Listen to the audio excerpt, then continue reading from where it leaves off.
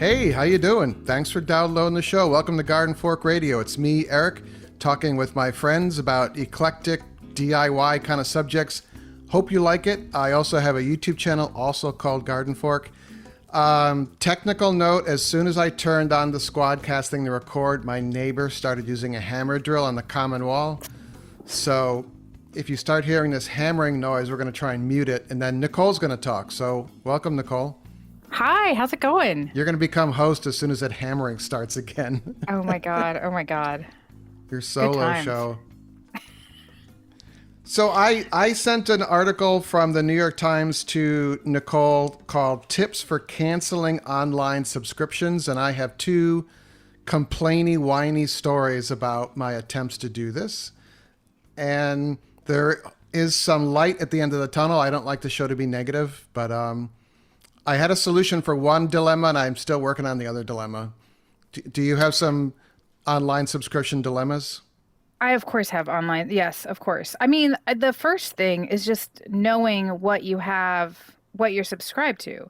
And there's some new app that you can join, and it'll tell you everything that you're subscribed to. Yes. Is that, there are several of them that? out there. No, because that goes back to allowing the app access to my checking account. And is that what it does? And I won't do that. I think that's how it works. I could be completely wrong about that, but I don't see how any other way it could do it. I was a target of identity fraud a couple years now, but it took 6 months of part-time work. It was like a part-time job for 6 months to undo the damage of that. So I'm a lot more careful about what information I give out anymore. Like people at the, you go to the store and they want, oh, could we have your phone number? I'm like, no. Right. No, I don't want to give you my phone number. Well, and it's funny the looks you get from people when you say no, because they're not expecting that. Well, people are lemmings. I'm sorry. I know. That wasn't very nice. Well, it is an interesting, if you're a person who never says no, you should try it just because it's an interesting experience, because they kind of just look at you and then like, and I don't say no. I'm just like, I'd prefer not to. And they're like, oh, okay, well, that's no big deal. It's usually not that big of a deal. I did have to break up with my dentist over that, though. Oh, wow. Well, I've been going to my dentist for a long time, and I came in and they wanted me to fill out all the information again. And I was like, I've literally been coming here for 15 years. Like, I'm not filling out your form. And they're like, well, you have to fill out the form. And I was like, actually, I don't have to fill out the form. And so then it escalates. Like, they get the office manager, like, could you please fill out the form? And I was like, no, I'm not filling out the form. Like, I've been coming here for 15 years. So eventually, like, the head dentist comes in and he's like, Miss Harkin, you've been coming here for a long time. Why won't you fill out the form? And I was like, just because of that. That is exactly why. And then he says to me, well, some people just write same on it and hand it back to us. You could have done that. And I was like, all right, well, so I have a new dentist now. We've moved on. That's amazing. I know. I've had at the veterinary practice we go to, which we could talk about this at another show, but veterinary practices are being bought up by holding companies, LLCs. I guess the catchphrase is private equity is buying them up. But we've been asked they print out our address and phone number, and they said, could you just verify that this is correct? Yes. Oh, okay, thank you. And so, I mean, if they wanted to change it, we could tell them, and they would be standing there at the computer to change it. We weren't asked to fill out a form. That's kind of amazing. Like, hello. Well, right, you just lost, like, and let me tell you, I always have cavities. I have bad teeth. But there is a whole podcast about that. Oh. About a whole episode of Bad Dentist. Is that the kind? No, about the veterinary practices being bought up. Michael Lewis. It was a Michael Lewis against the rules because, and he was really frustrated with the poor, like he'd been going to his vet forever, and then like they had a legit emergency. I don't know if maybe he like the dog had gotten into that algae or something, or there was something where they needed to see the vet right away, and they'd been seeing this vet for a very long time. Yeah. And they called up and they're like, "How about next Thursday?" And he was like, "This isn't a next Thursday situation. This is like a right now." And previously the vet would have done it. And so he did this deep dive into like what happened to his vet practice. And that is exactly what you said. Well, I'll find that podcast so we can put it in the show notes. Yeah, Michael Lewis Against the Rules. It's Yeah. I also see that happening in I'm well I don't really want to talk about it before it happens, but our furnace broke, and I'm looking at different fuel options. Mm-hmm. And the mom and pop oil companies and the mom and pop propane companies up where I live, and we have our little house in the woods there, they are being bought by megacorps. So Oh, it literally used to be the propane guy lived at the end of my road. And if we were running low, I could just leave a message on his machine. And if you wanted to fill your propane barbecue tank, you'd leave it at his garage door with your name on it on tape, you know. And then the next morning it would be back there. And then next time you saw him, you gave him $20. And see, that's all gone. it's funny. So that's how our lawn works. I don't say anything to our lawn guy. He just shows up, cuts it, and when I notice the grass has been cut, I Venmo him. And he's like a local guy, like a high school football coach or something. But it is very small town, Yeah. even in the city, where I'm just like, oh, look, the grass got cut. Okay, better do that. And sometimes, like, we've had a little bit of a drought here, and I was like, let's not cut it for a while. And I'm definitely more on the like the granola-y side of his clientele because, Yeah. like, I think he would spray stuff. I'm like, no spraying. And I'm like, hey, let's put down some more clover. It's like clover isn't grass, Nicole. That's the buying up of things is interesting. It's kind of funny. I'm wondering. Jimmy Goots, our executive producer, runs a very successful one man pool maintenance company. I think he said Oh, like he was last on the show. He talked about it. I think he has 45 clients, and it's a really personal relationship with every one of them because he gets to sit and talk with them, and he loves that. And I wonder if other vertical markets are being bought up by these corporations. right. Well, I mean, why? Yeah, if you think that you can do, but it doesn't it remind you of what was that movie, Wall Street from the 80s? Yeah. Like, we know this is a bad idea. I have a couple of friends that work in Wall Street banking, and they basically said, I'm paraphrasing, I could be completely wrong, but people with money are looking to invest in almost anything that has a return or a pulse, Right? basically. They'll invest in anything. I mean, what happens like with the vet practice is there's 50 employees. The HR department, I'm presuming, disappears because Right, the HR is centralized. The right. ordering and the inventory disappears because that's centralized.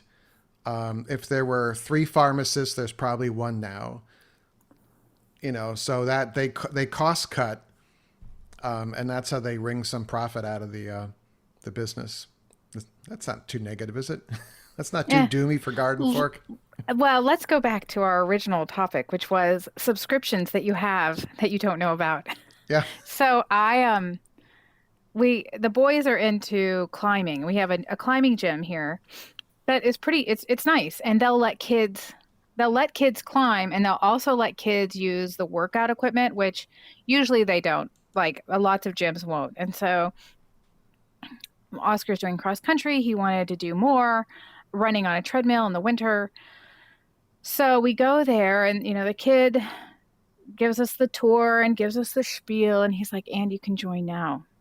And I was like, "What other options do we have?"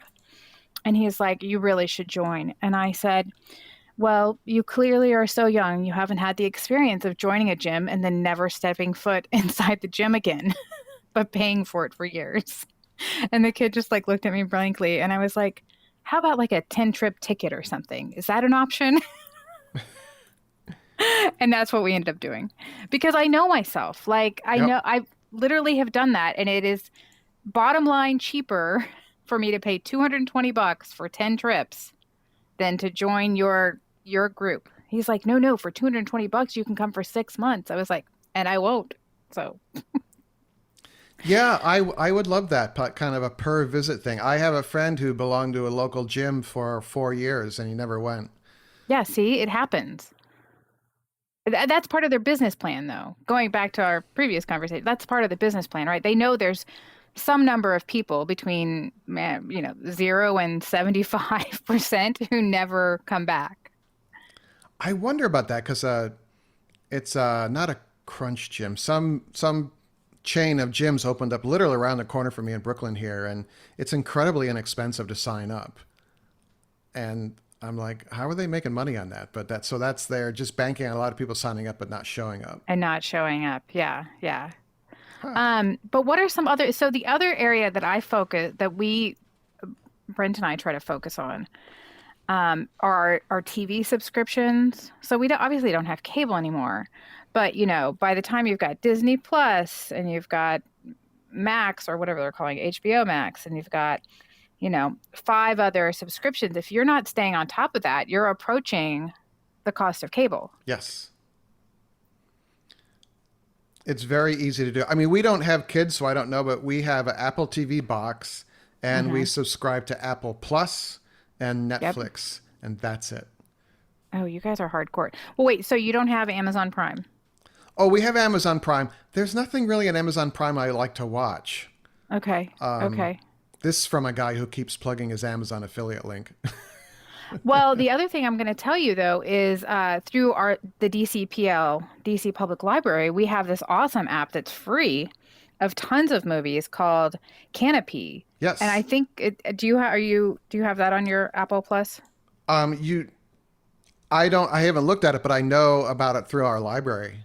Yeah, so you can get up to 8 movies a month for free, and they're good movies. Like they have a lot of really good movies. I'm watching in the middle of the Tina Turner documentary Oh, nice. on there.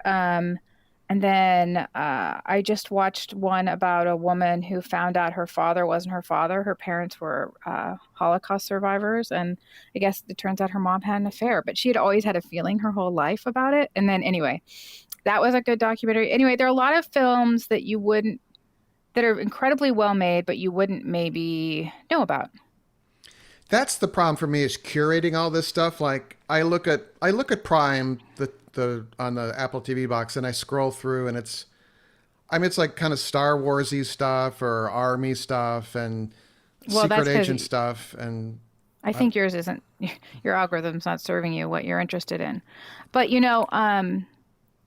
the oh, I was about to say something about the scrolling through. Oh yeah, my Amazon wish list, or what did we used to call it, where you would like star things on Netflix that you wanted to watch. yes. Those are like that's my aspirational personality. Like they're all European films that like would make me smarter. And I never watch any of them. Like we went back through the list a couple months ago, and I mean they've been on there for like 10 years, and we're never gonna watch these. These are like the dumbest list. But what other subscription things did the article bring up? There is legislation. Well, it's not legislation. Rules being proposed. It's in the public comment area by the Federal Trade Commission. And by the way, the Federal Trade Commission is actually an agency in the federal government that works. They helped me with the identity theft, and it was Oh, it was amazing. They have a whole website section devoted to identity theft, and they step you through. You type in all your information, not your social security number, but which credit cards were compromised, who do you need to notify, and they print out. You can print out all the letters you have to do, and they help you get addresses. It's amazing. It's amazing. oh, well, that's really helpful. So the Huh. federal, this is from the New York Times article. The FTC is proposing rules that will require companies to make it at least as easy to cancel a subscription as it was to start it. For instance, you can sign up online. You must be able to cancel on the same website in the same number of steps. Oh, that's really like logical. That makes sense. The new rules are expected to take effect next spring or summer. And I have been trying to cancel two accounts recently, and I have two little stories to tell. Okay. Yeah, tell us. I want to hear. First is Harry's Razors. I I heard about Harry's razors on a bunch of podcasts I listened to, and I don't like shaving in the first place. And I thought, well, maybe the Harry's razor will work better, and I'll be more likely to shave, so I don't look so darn scruffy, you know. And I got the razor, and I didn't really like it. It just the way it goes around my jawline, I didn't like it. And that sounds we're talking about men's, what's that called? Men's, I don't know what that's called. But anyway, I didn't ever buy new blades or anything. And then that's like 10 years ago, maybe. Okay. 8. And I got an email from them, a couple days ago, notifying me about their changing their terms of service. And it said, as an account holder on Harry's. And I'm like, I don't have a Harry's account. And it ended up I did, because I went to their site, and it was very simple to reset my password. And then I tried to cancel my account, and they couldn't do it. So I had to go through their help section, their chat. I emailed. It was an email thing. And I said, I'd like to cancel the account. And they said, oh, no problem. You have to provide us with the invoice of a recent order, the last 4 digits of the credit card on file, and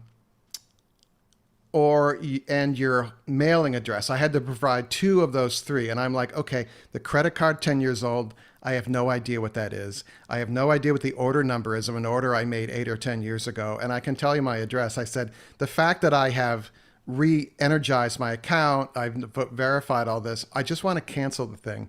And they said they couldn't do it. So I'm like, I'll talk about this on my podcast. Well, that's ridiculous. Well, so I think Consumer Reports, now I sound like Rick. Consumer Reports has some kind of app that's maybe it's even called Unroll Me. I gotta find it. And it does. The theory of it is that it's supposed to just do that. It is by a nonprofit, and they send all the proper. You tell them where you want to enroll from, and they send the letters to the places and unroll you. Well, that's the interesting part. That's next is I wanted to close my account on eBay. And full disclosure, I love eBay. It ended up when I had to call customer service, the first thing the person said was, thank you for being a member for 21 years or 19 years. I love it. You can sell like electronic gear you don't need or a camera you don't use anymore, and it goes to someone that's going to use it. It keeps stuff out of the landfill. I helped my father-in-law sell his train collection, which is a whole nother story. But recently they had sent me a bunch of emails to upgrade to a business account. And I'm like, well, I'm not an eBay business. What I realized is my PayPal account that I use on eBay is connected to my business account for Garden Fork. And I'm like, they think Garden Fork is this. So I went in, and they make it, you can cancel your account from the website. It says cancel account. But then it said, I'm paraphrasing. I could be wrong about part of this, but we can't do that. You need to contact us. So I did it was email or chat with them.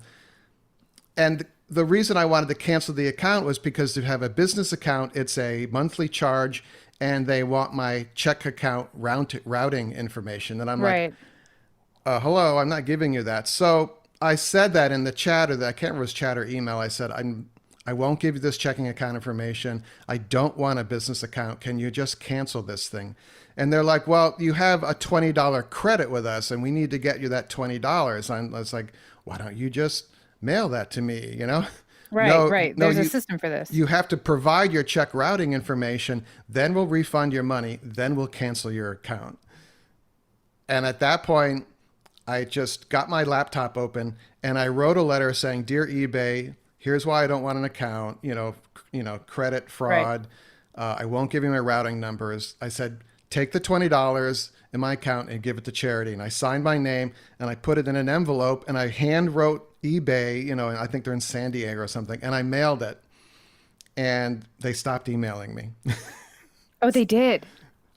So instead of going through their loop of, these online chats and things, I just wrote a letter, a personal letter. And I think I said eBay customer service, and on their website, they do have a mailing address. So I'm going to do that with Harry's razors as well. And just like, look, why are you making it so much more difficult to do this? because I Yeah, have a it little shouldn't be this theory hard. about this. So I'm on a Eric on a rant here. Yeah, here we go. I was a licensed contractor in New York City for quite a while, and I learned that if you do a good job for someone, they might tell one or two people, but if you do a bad job, they'll tell 10 people. And I think the same thing applies in the online world because I'm complaining about Harry's instead of saying, oh, yeah, I tried at Razor. It didn't really work for me. I'm complaining about their bad customer service, you know? So they could be losing customers by making it difficult for people to Right. cancel their accounts. Huh. That was a Well, mouthful. that was a mouthful. But okay, so I also wanted to ask, one approach is to do nothing. So like Google's been harassing me to update my telephone number because I have a business. They want you have to have a landline. I don't have a landline. I don't Yeah. have a landline. I don't want anybody calling me on a landline. So they keep saying you've got to update your thing, and then they're like, "Oh, we're gonna delete your great, then delete my site." Like you're not understanding the situation. You know, don't want this. So Google is just giving me a hard time, and I was just like, done. No, I'm not. So I haven't responded. I haven't told them to delete my account. I haven't told them to do anything, and it appears as though my Google site. I mean, you can still find me on Google. So doing nothing apparently is an option sometimes too. Yeah, I trying to clear my inbox, and there's just after the identity theft thing, I'm just trying to not have a lot of stuff out there. I Now, know have it's you? futile, okay? I still, but hey, listen, we're all Sisyphusian. Um, rolling that rolling that boulder up the hill. Hey, real quick, one easy way to support Garden Fork is if you're going to shop online and use Amazon, please use the link to our storefront. The link is in the show notes here. If you click on that, it'll open it up in your web browser. If you're on a laptop or desktop, it will open it up into your app, ideally if you're using the Amazon mobile app. Please shop locally. I go to my local hardware store first. If I can't find it there, then I go to the orange or blue store. If I can't find it there, then I order it online.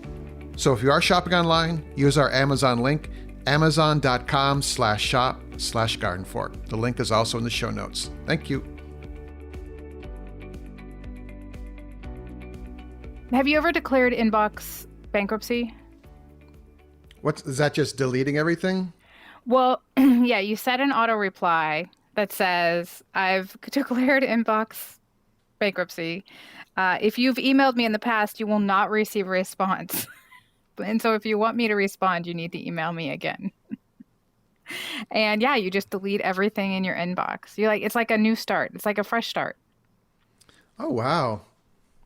I get so much junk, so many pitches from companies that want me to, they'll send me, like the new thing now are these giant battery power supplies for when you're camping or something. Oh, The narrowboat people I follow, have been featuring them as a review. And actually, Gabe at the Save It for Parts channel got one, and he did a review. And they basically it's kind of a cheap way to get advertising. But I'm like, I get that every day. And I'm just like, now maybe 1 in 10 is actually a legitimate email from somebody.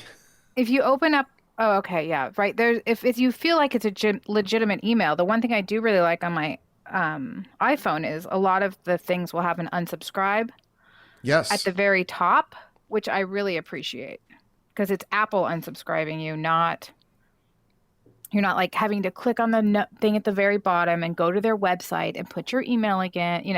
No, you just click this unsubscribe and you don't seem to get any more from them.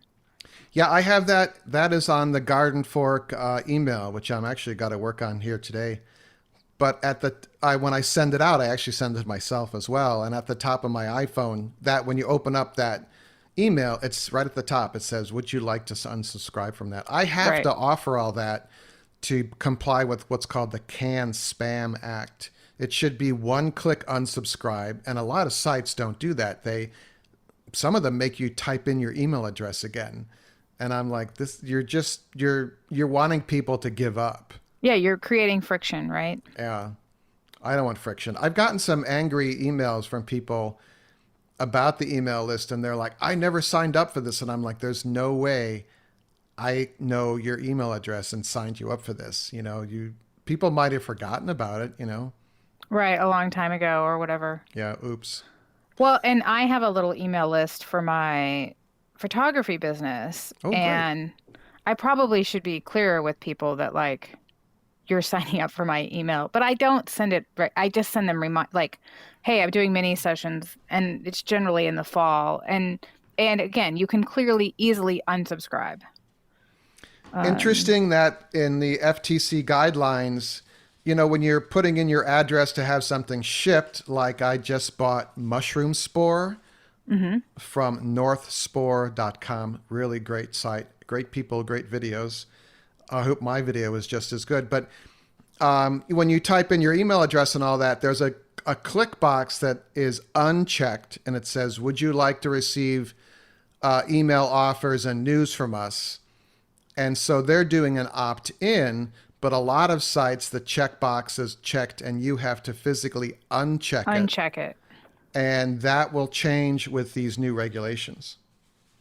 Well, so there was this book that came out probably 15 years ago called Nudge. I think it was by well, anyway, whoever, anybody who's read it will know that it's a famous author. But the idea behind it was that we need to nudge people to make better decisions. And one of the best examples is automatically opting people into retirement accounts when they start a new job. Rather than, and then if you don't want to put money into retirement, you have to opt out yourself. Oh, that would be Um, good. They do that with voting in some states when you get a driver's right. license. You're automatically registered to vote. Um, but obviously you can use this for bad things too, like keeping people on email lists. The FTC is also proposing an annual reminder for anything other than subscriptions involving the delivery of physical goods. So I have an annual subscription to Netflix, and actually, they do send you like 30 days ahead. We're going to renew Yeah. your subscription on this day, and it's going to be this much. I have a subscription to the Adobe software suite, and Yep. 30 days ahead they send me a thing, and I can opt out. A lot of companies do adhere to that, but a lot of them they're just hoping you won't. So Now, Adobe, if you say you don't want to keep it, then they'll send you a deal. yes, that is in this article, actually. A gentleman was trying to get off of an app, like a texting app, no, a radio aggregator app. And he got on the phone with them and they offered him a cheaper deal. So interesting. But again, it's like it's cost shifting, right? Yeah. So, I yeah, haven't done, we I have haven't, to do the legwork to I, get off of it or to get a better deal on the internet or whatever it is. I have another, not gripe, a complaint, but they address it here as well. Is there are some, I've seen this on some learning sites. Other YouTubers will talk about a certain site that has how-to videos that learn how to speak French or whatever. Hmm. And there's a 10-day free trial, and then you can decide whether you want to go with a monthly plan. And I was like, oh, I really like that because this one YouTuber had some classes about being a better YouTuber, and I'm like, wow, I'd like to learn from them. But the 10-day trial, to sign up for it, you have to give them your credit card number. Oh, then I'm like, no. And then it's up to you to Yeah. remember at the end of the trial to cancel it. And I think that's really wrong. Again, Apple makes it pretty easy with their subscriptions with the apps. So I do appreciate that. And they Yeah. do give you a reminder. You know who the worst offenders are in this area are the home security people. Um, my mother-in-law had before she left Montana, she had, was living by herself and had Vivint, I think was the name of it. Anyway, they were her, home security. And she had signed a contract for a year. And then she decided to sell her house. I mean, she'd had them for like 5 years, let's say. She'd had Yep. them for a long time and then decided to sell her house, sold her house. And so we wrote a letter to them or, asked them to cancel her thing. And they said that the contract was conveyable and she needed to sell it to the new owners. Yes. And we were like, and no, we'll be calling the Montana State Attorney General. Like, you're going to cancel this contract. This is ridiculous. And after we brought up calling the Attorney General, they we're able to cancel the contract very quickly. Yes, your state attorney general's office hopefully is responsive to consumer complaints. Where I live, they're very good about it. And as soon as you bring that up, usually with a customer service person, some actions start to happen. Right. They're like special words. The red light goes up in their cubicle, and they're Right. We're like, not dealing with somebody who's like gonna just be able to be strung along. "Oh No. darn, that's not nice." Yeah, no, I mean, this is all stuff that people maybe don't know about. And so I think it's good. Like, I don't think it's complaining. I think it's like real life and we're all trying to like figure our way through things. I In the article here, they suggest every quarter going through your bank statements and credit card statements and that to see where there might be some kind of like phantom subscriptions. And I actually find it every year at tax time Hmm. because for the business part, I have to go through everything and make sure that it's in the right categories for, Right. office expense or whatever. Um, I don't have gas anymore, which is kind of funny. Well, So, Brent keeps a running Google Doc. yes. So whenever we subscribe to something, he tries to like make sure we put it on the list. Um, and Quick. kind of Oh, sorry, go ahead. sometimes I'll just decide to like cancel something that we have. Like we're done with Netflix. We're not Netflix people anymore. At least not for this month. Because you can re-sign, and now they make it very easy to re-sign up. So, we'll do Disney Plus for a couple months, but if there's no good shows coming out, we'll just cancel it until like the next Marvel show or whatever. That's funny. Quicken, it's either Quicken or QuickBooks. In other words, the consumer level bookkeeping software they offer, you do have to tie your checking account into them, and I have a high level of trust with them. My friends use it too, but they use algorithms or AI to flag transactions. And they're like, did you sign up for this? Should this go into business expenses or should this Hmm. go into food? So it kind of has some smart logic when they scan your account every month. And that's something as well that I never turned it on, but I imagine they might have kind of a subscription alert thing. Right. Well, we get our toilet paper by mail. I guess we started it before the pandemic, but it's this great little company called Who Gives a Crap, and they mail you your toilet paper, and their toilet paper is bamboo. So it's more sustainable. Yeah. But they also send a nice email. They usually do it like like you said, a month in advance. Like, hey, you're getting more toilet paper. Like, do you need it now? And they make it super easy to like skip a month, skip 2 months, skip 4 months. A great company, and like they're doing great with a subscription model. Yeah. See, when it works, we talk about it. Right. Yeah. Now, do you have any Amazon Subscribe and Save? No, I don't do that. I had the anxiety about doing it because of just this, right? Like I didn't need whatever I was, I always want to get the discount, but then I'm like, oh God, what if I just end up with like cases of Baked detergent? beans. Yeah. Yeah, Detergent. Yeah. that like I didn't mean to order. So they do send a reminder beforehand. So I do have a couple things on there, and I always say like only send it to me every 6 months. Like I don't want it, but you have to be paying attention to your email, and to your point, if I have friends who have like 31,000 unread emails, I'm like, how could you live like that? I can't handle that red dot. I can't. I even turned it off on my phone, so I don't even see the red dot anymore. Yeah, we buy our food from a local pet store, and on purpose. I mean, I gotta go over there, but it's fine with me. It's nice to see people. So there was just an article I saw about like what has been lost by getting rid of our errands. Yes, yeah. I was at where was I yesterday? The hardware store, which is around the corner for me. I still don't know the guys' names, but they know who I am, Uh-huh. and they know I know my way around their hardware store now, so they don't follow me around. You know. That's awesome.